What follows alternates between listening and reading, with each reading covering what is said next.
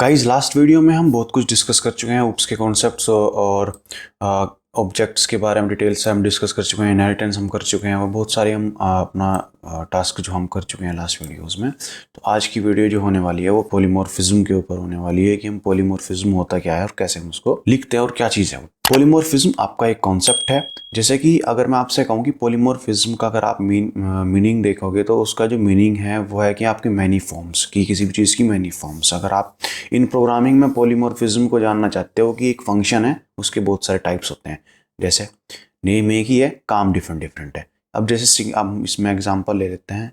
अब यहाँ पे देखो लिखा हुआ है एग्जांपल में लैन प्रिंट एलन लैन और यहाँ पे एक स्ट्रिंग लिखी हुई है।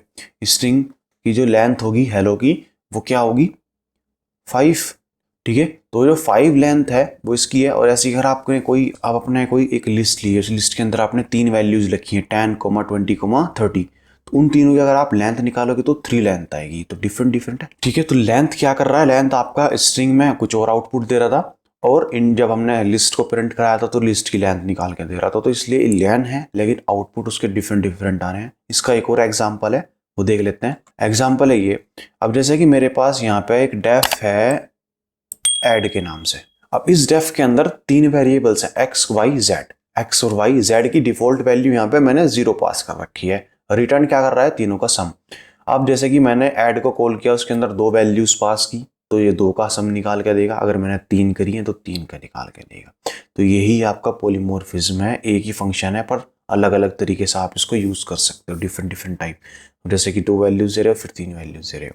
तो आई होप आपको पॉलीमॉर्फिज्म समझ में आ गया होगा। उसकी डेफिनेशन आपको यहाँ पे लिखी हुई मिली गई होगी। The word polymorphism mean having many forms और in programming polymorphism means some function name being used for different types. तो यही आपकी पॉलीमॉर्फिज्म की है डेफिनेशन। इतना ही सही है, पॉलीमॉर्फिज्म ज़्यादा कुछ नहीं है इसके अंदर। तो आई होप आपको पॉलीमॉर्फिज्म समझ में आ गया होगा। इनहेरिटेंस हम लास्ट वीडियो में कवर कर चुके हैं, उसके टाइप्स कैसे हम उसे लिखते हैं, उसमें कैसे हम पेरेंट और चाइल्ड क्लास क्रिएट करते हैं, वो सभी कुछ हम लास्ट वीडियोस में अपना डिस्कस कर चुके हैं। इसका आप एक और एग्जांपल से समझ सकते हो पॉलीमॉर्फिज्म को। वो ये है कि जैसे कि मैं प्रिंट कर रहा हूँ, या हम एक बार अपनी पाइथन फाइल खोलते हैं। मैं यहाँ पे कर देता हूँ एग्जिट। पॉलीमॉर्फिज्म के लिए मैंने यहाँ पे सिंपल सा लिखा है प्रिंट। प्रिंट के बाद हम क्या लिखते हैं, जैसे कि यहाँ पे मैंने लिखा है 2+3 और एक और मैं यहाँ पे प्रिंट लिखता हूँ। अब ये मैं लिखता हूँ स्ट्रिंग की फॉर्म में 2+3। तो क्या इनके आउटपुट अलग अलग आएंगे, लेकिन क्यों? क्योंकि देखो प्रिंट जो फंक्शन है, प्रिंट जो मेथड है, काम उसका एक ही है लेकिन आउटपुट डिफरेंट डिफरेंट आ रहे हैं। तो यही आपका पॉलीमॉर्फिज्म होता है। एक जगह आउटपुट 5 आया क्योंकि दोनों इंटीजर्स थे तो दोनों ऐड हो गए हैं। एक जगह 23 आया क्योंकि दोनों स्ट्रिंग्स थी वे आपस में ऐड हो गई हैं, अटैच हो गई है, कॉन्कैटिनेशन हो गया उनके अंदर। तो आई होप आपको पॉलीमॉर्फिज्म समझ में आ गया होगा कि हम पॉलीमॉर्फिज्म को कैसे लिखते हैं, क्या चीज़ है, किस तरीके से काम। वो कॉन्सेप्ट है पॉलीमॉर्फिज्म एक, बस वो कॉन्सेप्ट आपको क्लियर होना चाहिए। तो नेक्स्ट वीडियो में मिलते हैं।